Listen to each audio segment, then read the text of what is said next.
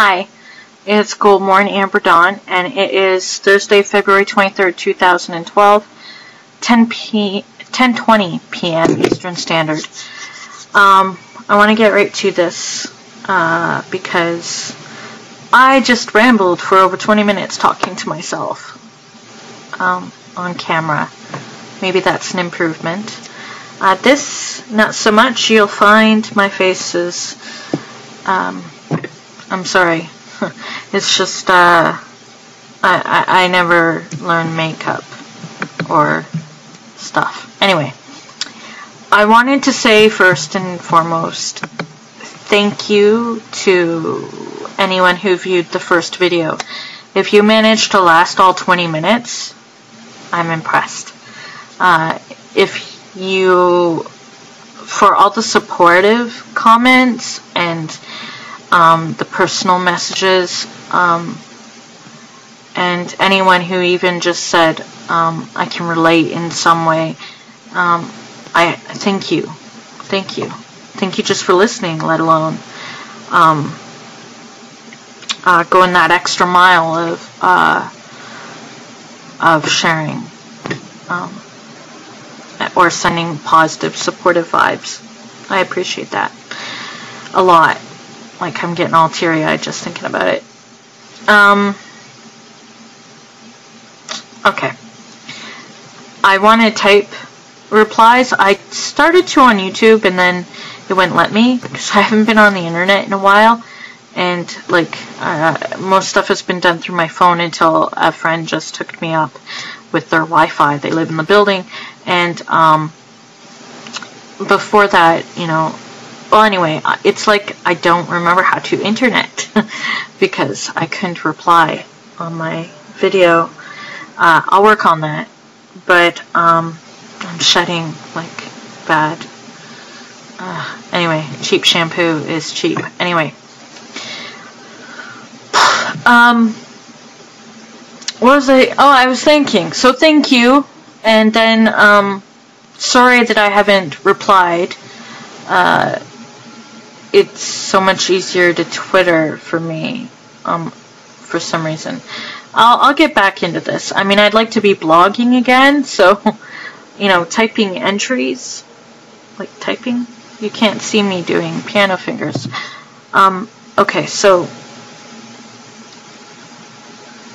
I will reply to comments, though, in this way.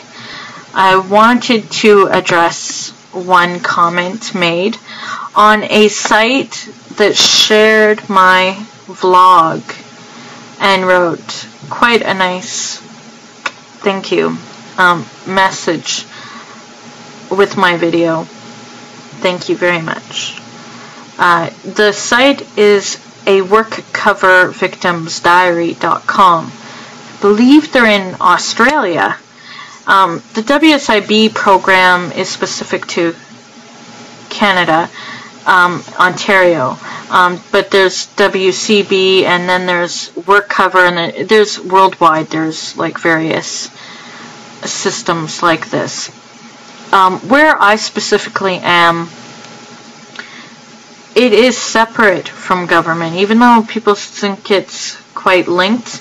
My advocate is government, Ministry of Labor, whereas WSIB is not. They are corporate-sponsored internal bureaucracy.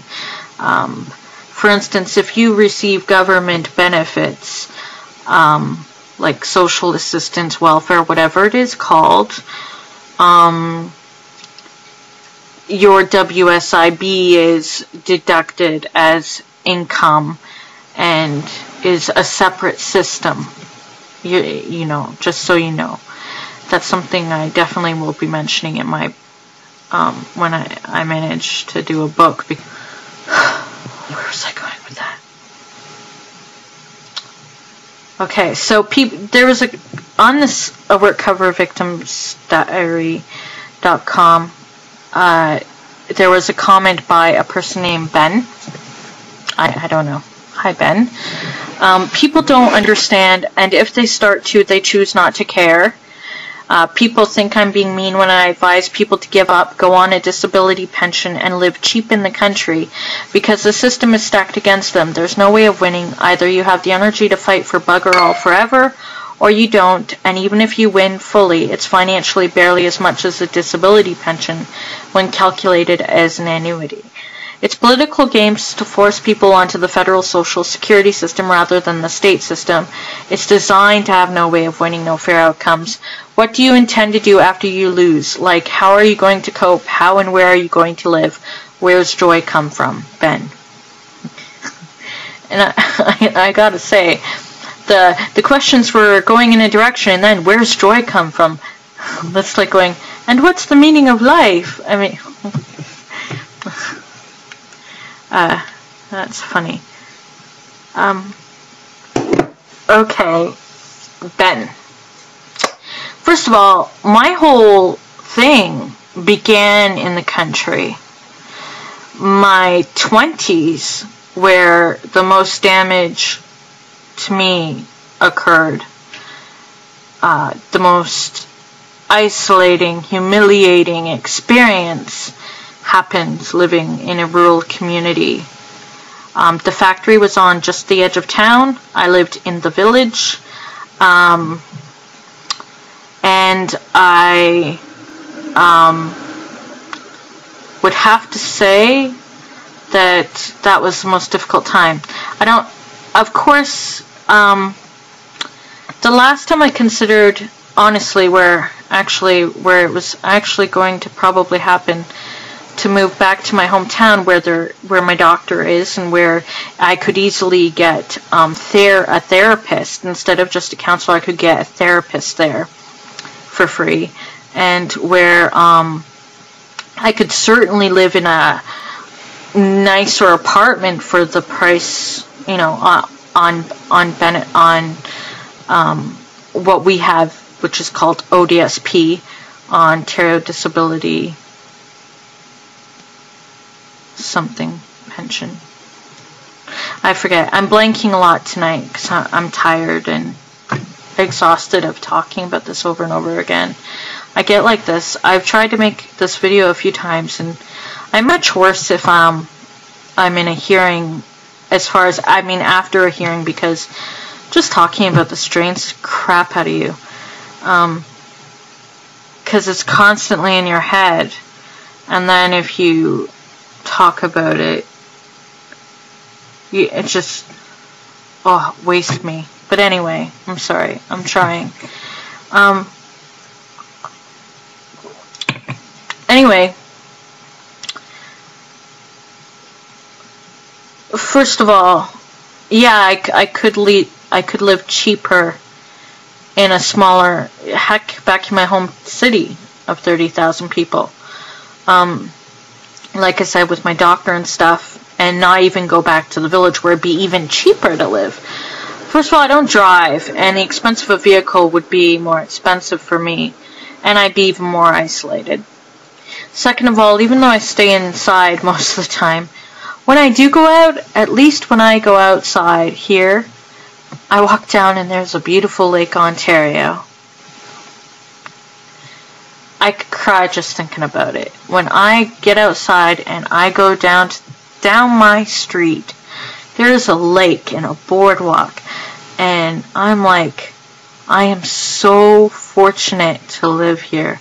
I am so lucky, despite everything, how I ended up in Toronto, and despite any pain of any sort, I am so fortunate.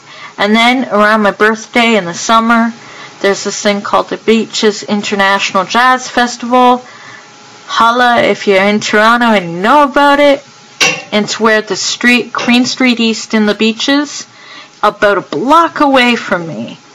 It starts or ends, depends where you begin, and goes to all the way to Woodbine. And the street is musicians and people and music, and it's amazing. And it's like when I'm poor, who cares? Like this is happening right near me. It's exciting. Whereas you live in a rural, small community, not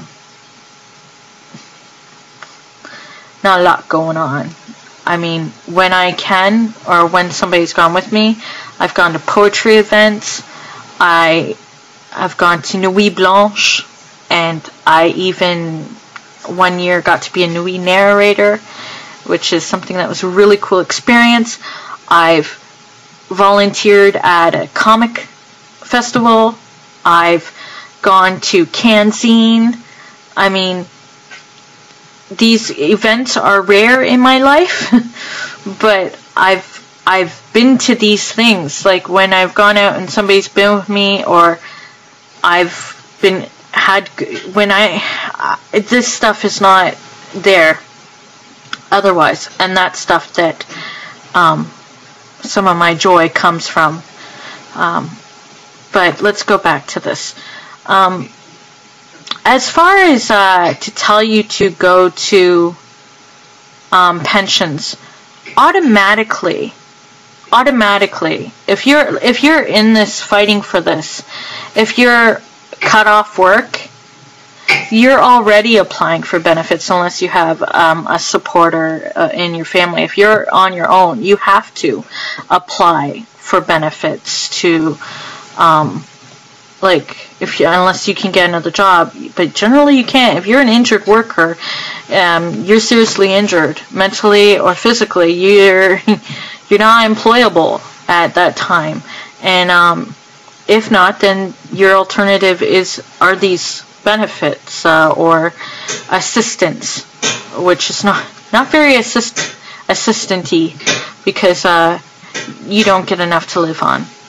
But you're automatically applying for this stuff, and automatically, let's say when I was on the small amount of benefits, they automatically suggest applying for ODSP. And Ontario Works, that's what we call it now. It was welfare, blah, blah, blah, but it's Ontario Works now. And then you apply for Ontario Disability Pension. You're automatically denied Ontario Disability Pension. You generally have to go to an appeal stage process. The first time I was put to that process, I did not go to my hearing because I felt and I wanted to be working. I was working part-time at a wonderful, amazing place here in Toronto, and I was doing my best. Couldn't feel my skin. I was having a bit of dissociative stress going on there, but I had an amazing experience and I was trying, and that's all you can ask for. I was hoping that I could just put it all behind me, and I couldn't. The stress gets to you. But the second time around, or however time, when I applied again for ODSP, and the appeal hearing was granted, I went to it and I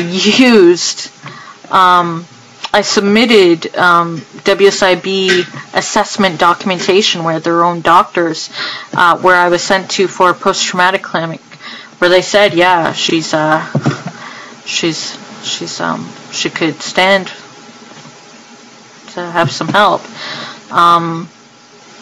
I used that information, and I'm assuming they obviously used my doctor's reports, and I was approved. So I am already on that pension. I do receive the reduced wsib pension as well, that should be much more. That's why we're fighting in secondary condition as well. But I received that, but that is deducted from my overall ODSP, because despite what people think, they are two entirely different systems. One is government, and WSIB, or WCB as it used to be known, it is an internally operated, corporate-sponsored bureaucratic system. It is not the same as our government. they are in close cahoots, but they are not. It is its own machine grinding us up.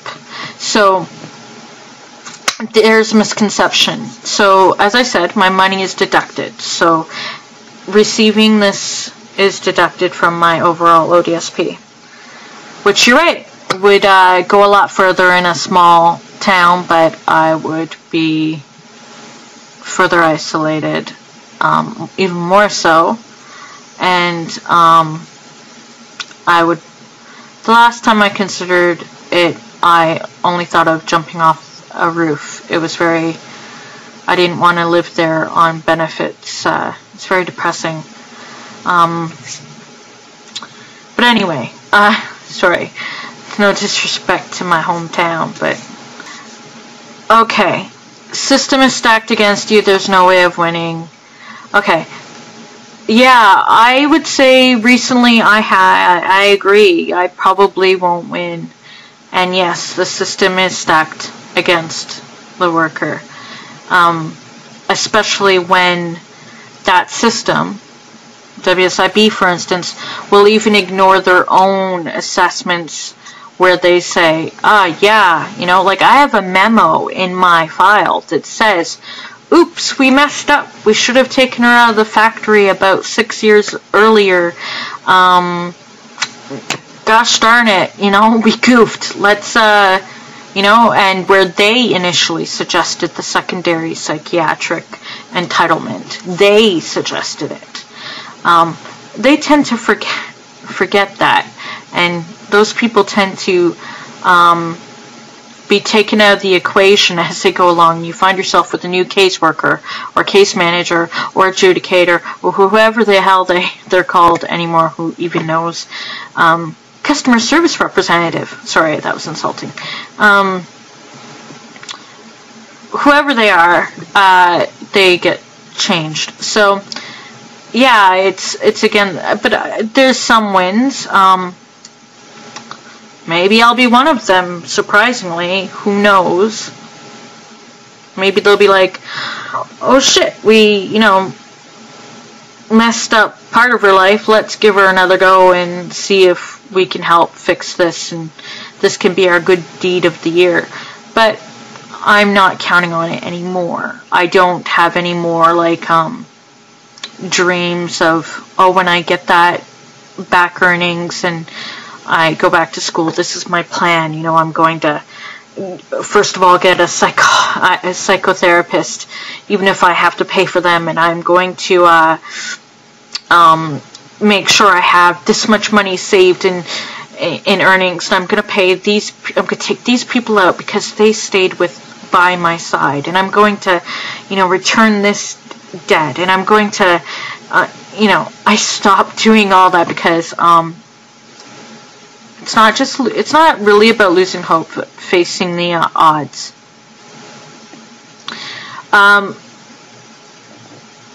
As for the energy to fight for bugger all forever or you don't, I would say, well, I'm obviously tired and worn out, but it's not even about the energy to fight. I mean, many of us are fighting it whether we have the energy or not, because we really don't have a choice.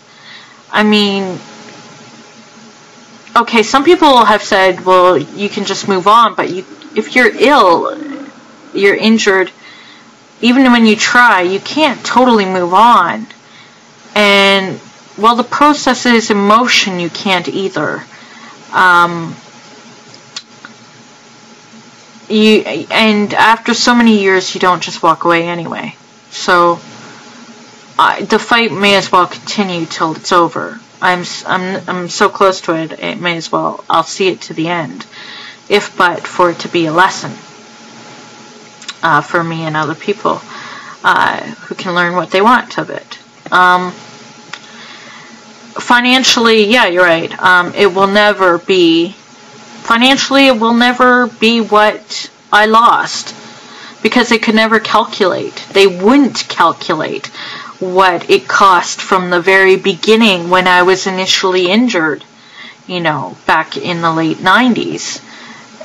You cannot put a price on what parts of me were lost. You cannot put a price on that. So no, I don't expect, although being compensated back to when they discontinued me for non-compliance would be a start and acceptable to me. But they, like I said, I don't count on it.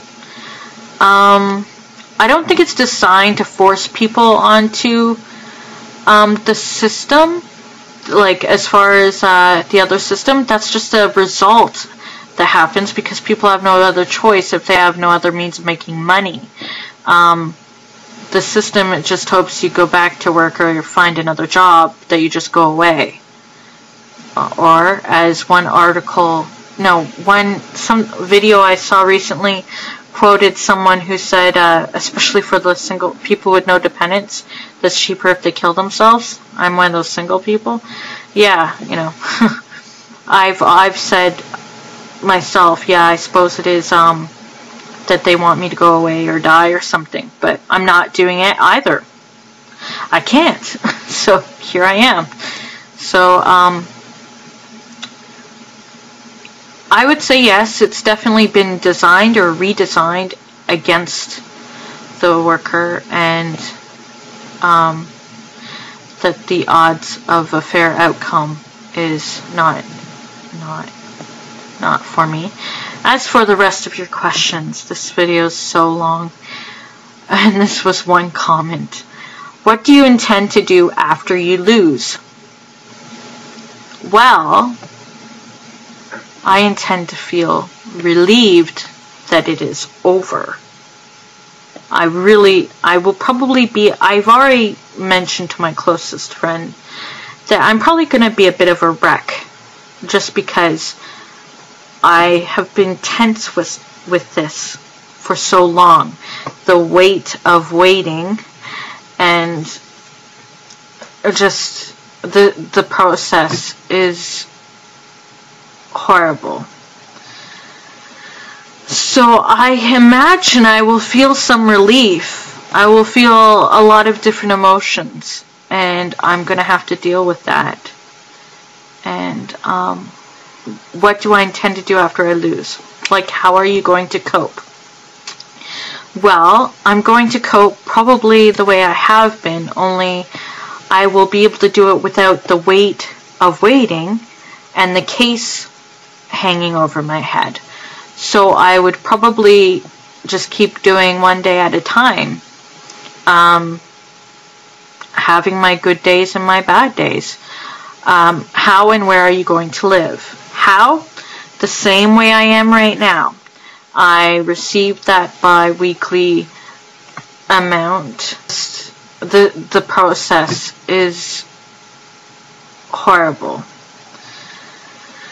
So I imagine I will feel some relief. I will feel a lot of different emotions, and I'm going to have to deal with that.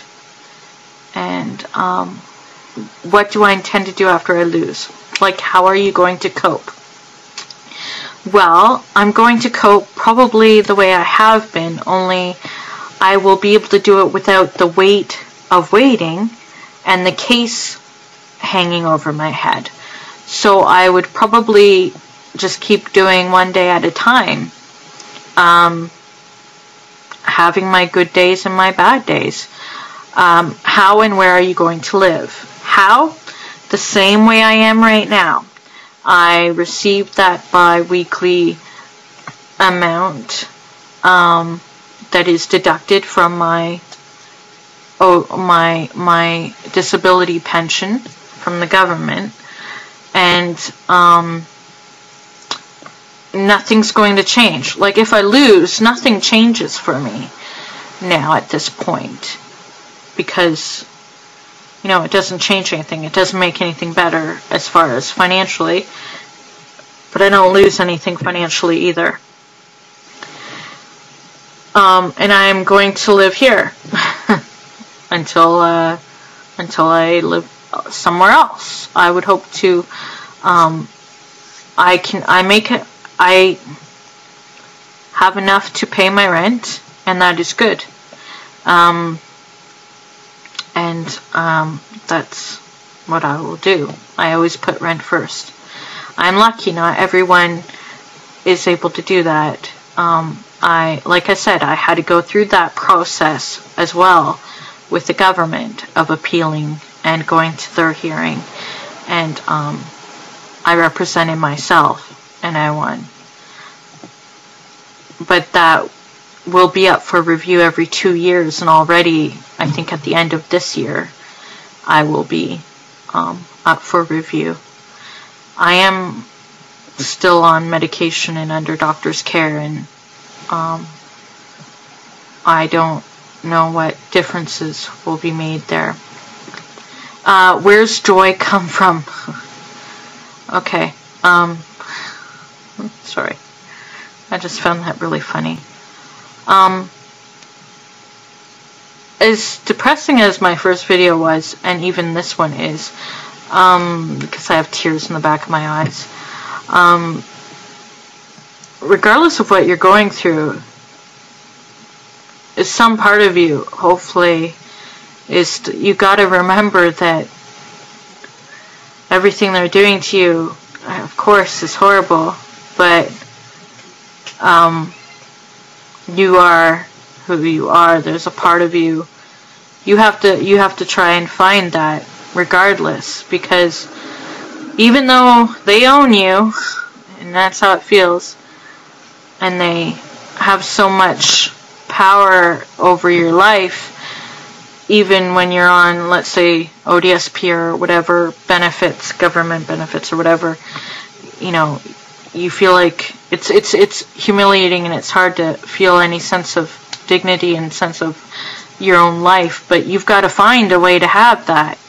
Me, I've always written. I've always been a writer. This is my paper journal, my current one. I try to write every day. I write if I can, and I love books, and I love music, and I love my cat. I loved both my cats who were with me through most of this ordeal, but my cat Hagrid died last year. That's been difficult. I've been grieving a bit, but I have some friends, and I have things I look forward to. I have some projects I try to work on. Like, I would like to publish some books, but I don't know if I will be able to or not.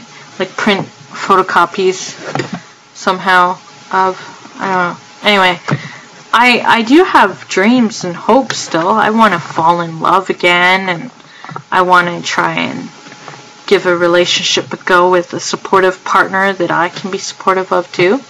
And yes, it is possible. My last relationship, I am best friends with that person, so I know I am able to have a relationship despite 2 prior messes. It's not like I can't be loved or love somebody. I'm just, more of, I've got this going on, right? And I have these issues, but everybody's got something. Some of the best things that came out of this whole experience was that I've had a lot of time to really think about who I am and what I want. And when you have so little resources or energy, you focus, and you get to focus, you focus on what you really want to do, if you can. So sometimes I don't let myself. One of the bad things about my illness is that I don't do everything that I could to make myself, or allow myself to be happy. But that's like, let's not get into that. But when I'm trying, I do it, right? So joy wouldn't come even if I won the claim. Let's just get that clear.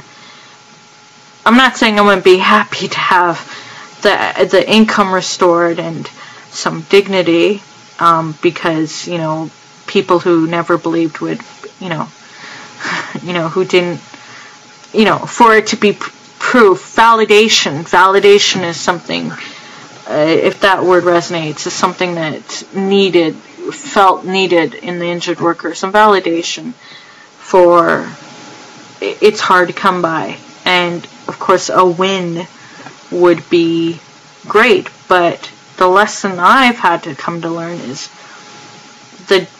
that's something I'm going to have to find in some other way, or maybe never get it. Joy comes from moments that have nothing to do with this fight. Joy is something, joy or happiness or any of those good things. They're not. That's not what the fight has been about for any injured worker. It isn't like, I want to win so I can be happy. I mean, if let's say your diagnosis is manic severe depression because of an injury, you're not going to suddenly become happy and joyful just because you win some money and you have money that you can survive and hell, even enjoy,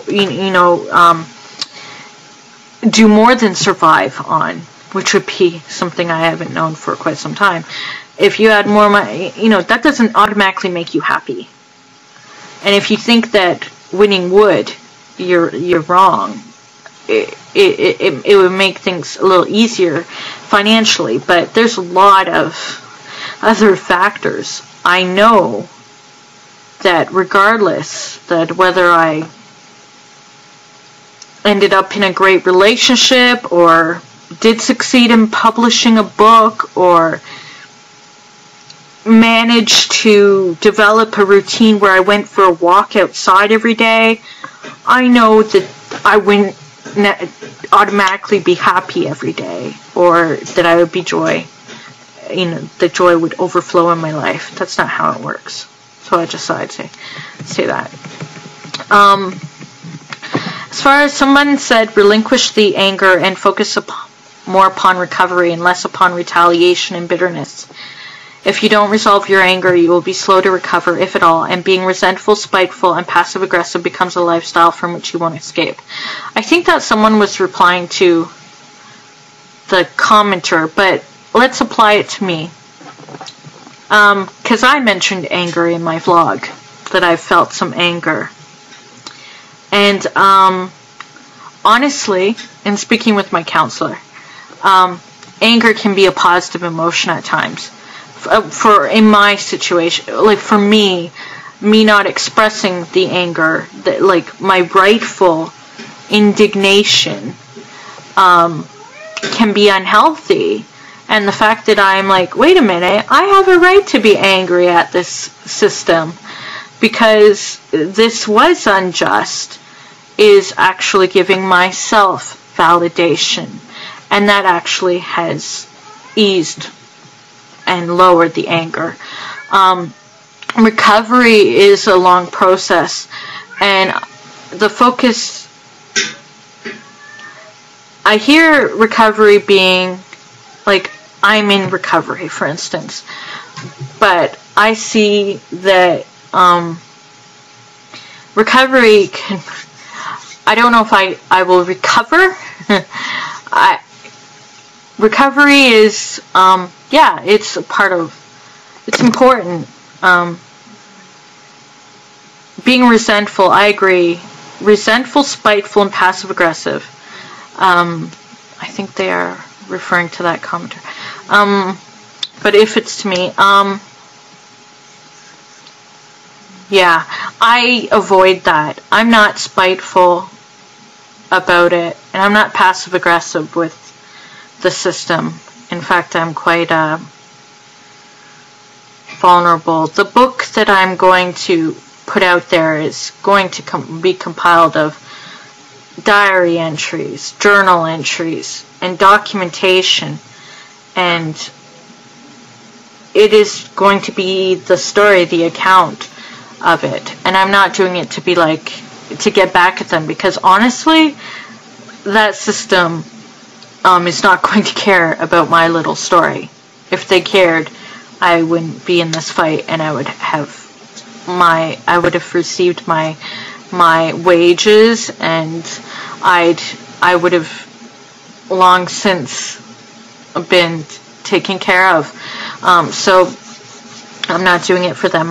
If I get to work on my book, it will be for me and part of my recovery process, and to share with other people.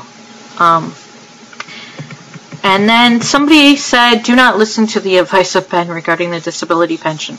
Sorry, I'm way ahead only because it's a point of survival. If you can't do employment, if you can't work and support yourself, and you do qualify because you are an injured, incapacitated person on a mental level, which I don't sound like it, but this is functioning. You gotta think of, I haven't gone into details of my psychological analysis, but that's already something you have to do for survival. But yeah, I certainly would not listen, as far as I wouldn't stop the fight, you know. You're going to have to go through similar hoops to get the disability pension, and then to keep on getting it. Exactly. See, it's a fight both ways, and I believe I already talked about that. It isn't going to pay your medical bills, the workers' compensation system will. That's actually a good point. The system, obviously, we're talking different countries. For instance, the U.S. doesn't have as much coverage as here. My medical bills are, I'm not getting all the care that I could. And one of the reasons why is because of where I live in the city. I'm just getting a counselor, whereas if I lived in a smaller city, I could get a therapist. But and that would be free as well. But being on my benefits, not WSIB, but ODSP, I do have my medication covered for $2 a prescription, so I am very lucky for that. But you're right, if I won my workers' compensation claim secondary entitlement, that would certainly help. That would cover. I would agree. Follow the disability pension advice of Ben to your own detriment. But I would also say, if you're already in that position of no money and you are unable to work, you kind of have no choice. But you can be fighting this claim and still apply. I would assume, I don't know what it's like in every country, don't take my advice, but I would assume if you are unemployable and you are injured, you are able to, you apply for every avenue. It's a fight, it's not easy, but you apply for the pension while your battle with WSIB is ongoing. If I hadn't,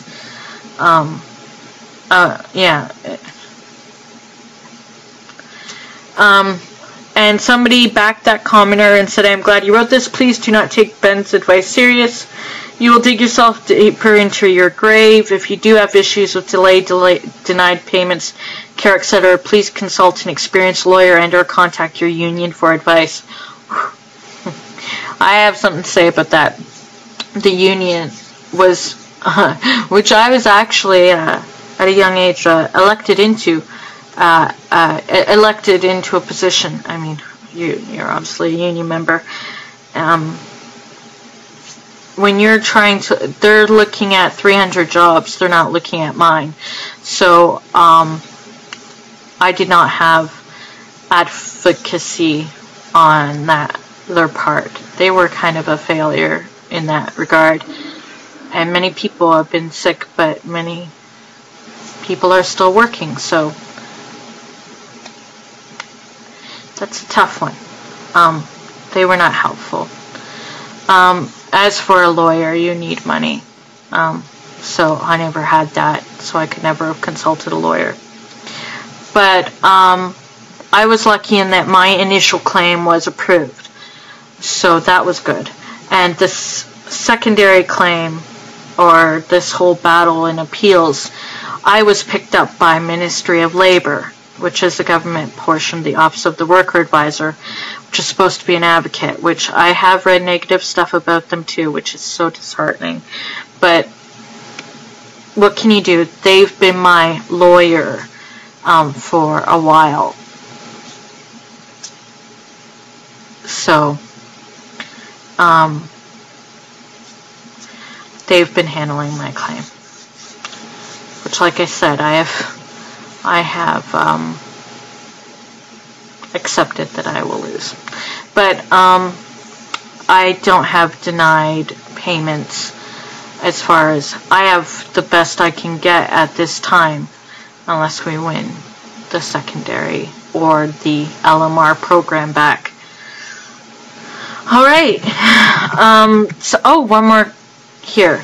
Ben, I hope you're posting your advice from the comfort of your cheaply rented country home, having given up on fighting and now being on disability pension. Somehow I doubt you have, though. It's very easy to give out this type of advice while you're living a different life. Practice what you preach or you have no credibility. Yeah, I hear that person. Honestly, I couldn't have a cheaply rented home. Who would I get help from to like get groceries or to go anywhere or to see a doctor or to go to a pharmacy? Or, you know, yeah, you can really rent cheap in rural areas, but what would I do? I'd be dead. I would have no way of living there.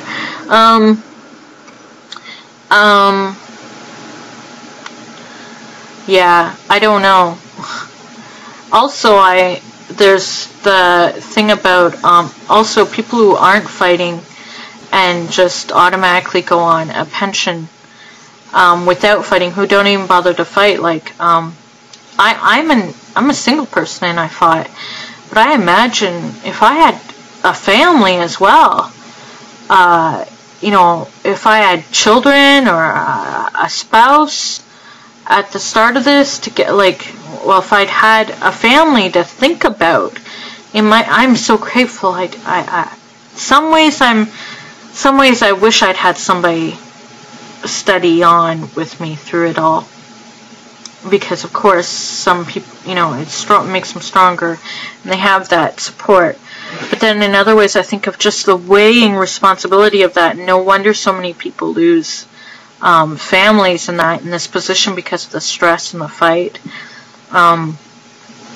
But really, how can you not fight for it? And it's part of a process where we're due. Like, we weren't allowed to sue, so we qualify for wsib. If something goes wrong in that system, we have a right to appeal. And if you're not using your rights to appeal, you have no recourse. So, yeah, fight.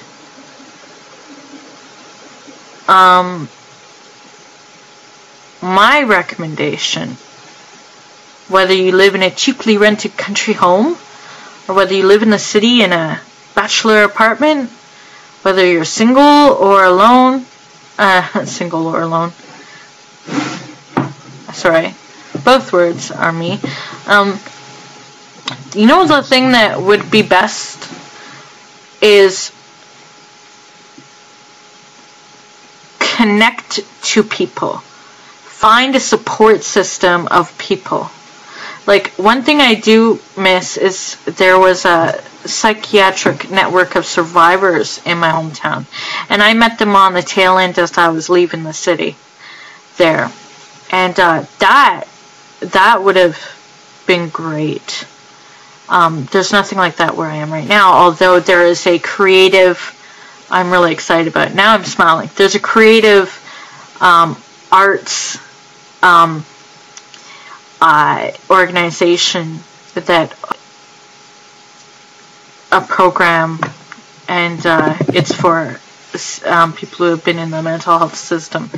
And I'm really excited about that, because then I'm going to meet other people who can relate to being, you know, and also I'll be able to, you know, use creativity, which I love. That's probably going to be a good way to get a support system. But, oh yeah, going back, find a support system, find out who your allies are. I had an ally back in my home city who worked at the employment center, and she was a counselor, and she wrote a letter on my behalf at one point that was amazingly beneficial and encouraging. Like, there are different people that might be there for you. Family and friends. Now, this is tough because they get the brunt of your injury, and whether it's physical or mental, you're unloading on them your stress. They're also feeling there's so much going on there but if you do have some people who are there and steady on, you need them. You need to figure out, you need to have your friends online. This is amazing. Now that I see this, there are people who've been through this who aren't just going to tell you give up, don't fight. There are people who are going to share their experiences, and I want to be one of them. And they're going to share tips and things that they did to get through it, or whatever, or just share their life, and that could be supportive for you. Message boards. One last thing. I imagine this is very long. Is it? How long? Oh my god. 48 minutes. One last thing. No, actually, I'll get to it in the next video. Unless there are some other comments that I specifically want to reply to. I'll talk about how being yourself on the internet and discussing this stuff on the internet when it can be used against you versus living your life, having support from people, that sort of thing. It's a touchy subject because everything is used against you when money is involved with wsib.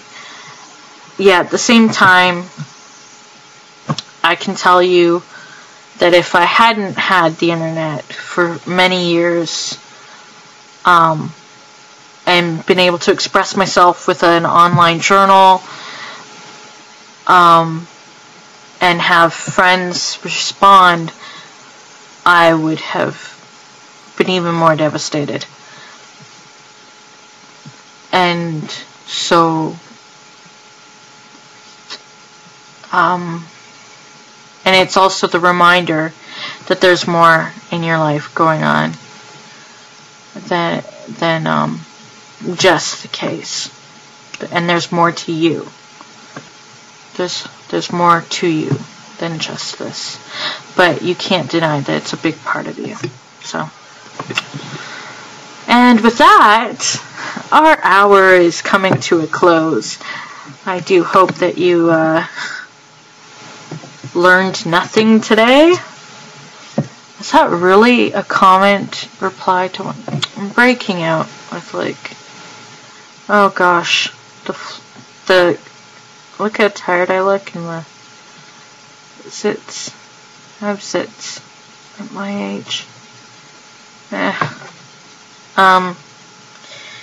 Hair is all. I should do all my videos like this for anonymity. What do you think? For those of you who are paranoid for me. Oh. Yeah. Actually, that's a big improvement. I should have done the video this way.